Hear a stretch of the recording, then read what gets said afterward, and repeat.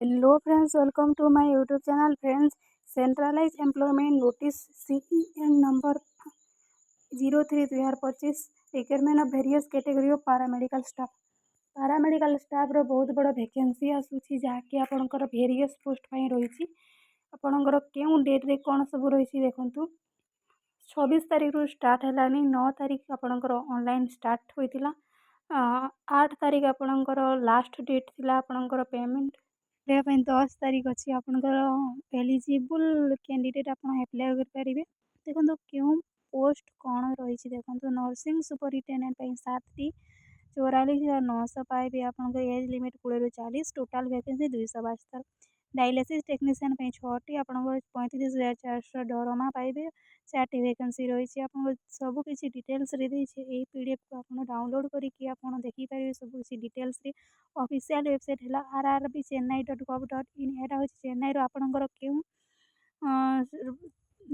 କେଉଁ ଜାଗାରୁ ଅଛନ୍ତି ତାହା ଆପଣ କମେଣ୍ଟ କରନ୍ତୁ। ମୁଁ ଆପଣଙ୍କ ଡିଟେଲ୍ସ PDFଟା ସେଣ୍ଡ କରିଦେବି। ତ ସବୁକିଛି ଏହି ନୋଟିଫିକେସନ୍ରେ ଆପଣ ପାଇପାରିବେ, ଯାହାକି ସବୁ ଡିଟେଲ୍ସରେ ଦେଇଛି। ଫିଜିକାଲ୍ ଫିଟ୍ ଥିବା ଦରକାର ଆପଣଙ୍କର, ଆମର ସିଟିଜନ୍ ଥିବା ଦରକାର ଆପଣଙ୍କର ଏହି ପୋଷ୍ଟ ପାଇଁ। ତ SC/ST କ୍ୟାଣ୍ଡିଡେଟ୍ ମଧ୍ୟ ଆପ୍ଲାଏ କରିପାରିବେ। ଏଜ୍ ରିଲାକ୍ସେସନ୍ ରହିଛି।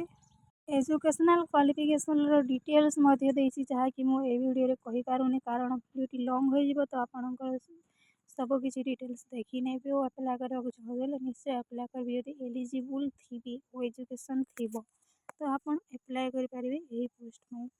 ତ ମୋଡ଼ ଅଫ୍ ପେମେଣ୍ଟ ଦେଖନ୍ତୁ। ଆପଣ payment through internet banking will be accepted. ଅନଲାଇନ୍ରେ ଆପଣ ପେମେଣ୍ଟ କରିବେ।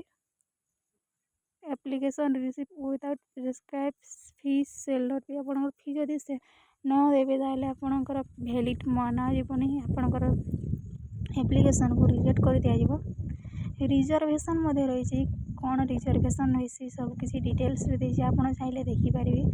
କ୍ରିମି ଲୟର୍, ଏହି ୱାର୍ଡ଼ଟା ଆପଣ ଶୁଣିଥିବେ। ତାହା ଯଦି ଆପଣ କ'ଣ ଜାଣିନାହାନ୍ତି ଆପଣ କମେଣ୍ଟ କରିବେ, ଆପଣଙ୍କୁ ଆମେ ଜଣାଇଦେବୁ। ତ ଏଇ ଥିଲା ସବୁ କିଛି ଡିଟେଲ୍ସ ଯାହା ମୁଁ କହିଛି ଆପଣଙ୍କୁ ପୂର୍ବରୁ।